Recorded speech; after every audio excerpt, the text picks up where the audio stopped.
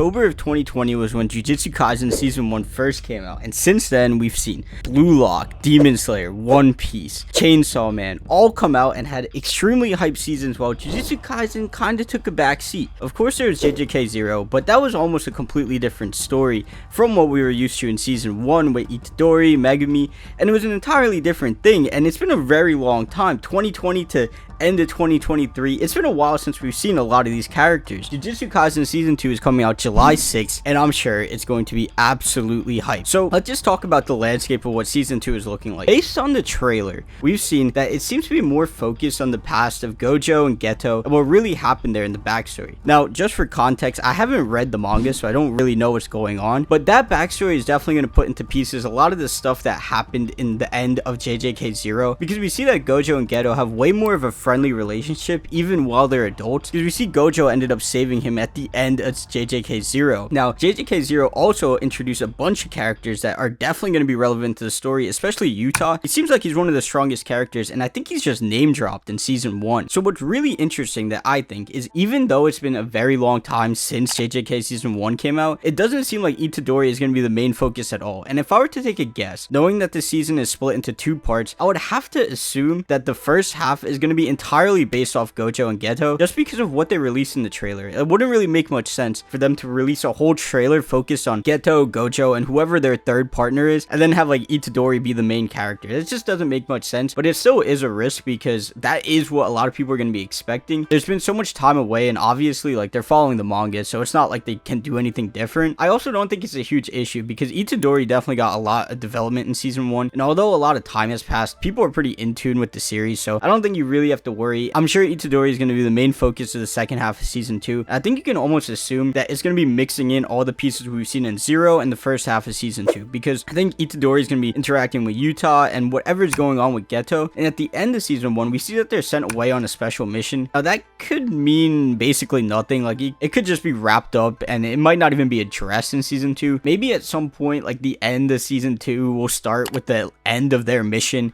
something cool like that. But I would like to see just some expectations. I want to see Megumi go really crazy in this season, because we saw in Season 1, especially with the stuff with Sakuna, we see that they're alluding that he could be extremely strong. Like he could be on a whole nother level. So I'd like to see a lot of that, and obviously I hope the Gojo backstory is insane. It seems like it is, just based off the trailer. It looked hype. And JJK 0 definitely set the expectation that Yuta, it needs to be one of the top tier sorcerers in the whole universe. He should be Gojo level, I feel, just based off how we know how much time has passed since then. We know that Yuta was inexperienced in JJK 0, so it would only make sense that with the time passed that he would be very strong now, as well as the fact that we also see at the end of Season 1 that they are recommended that they're all promoted to first grade sorcerers. So I think that's also something that might not be overly relevant. I hope that the whole sorcerer level system doesn't get washed out with insane power scaling. Just based off what I heard about the manga is that the power scaling goes through the roof and Gojo is basically God. That kind of can be assumed, but I'm sure it's going to be filled with super hype fights and super hype moments. And also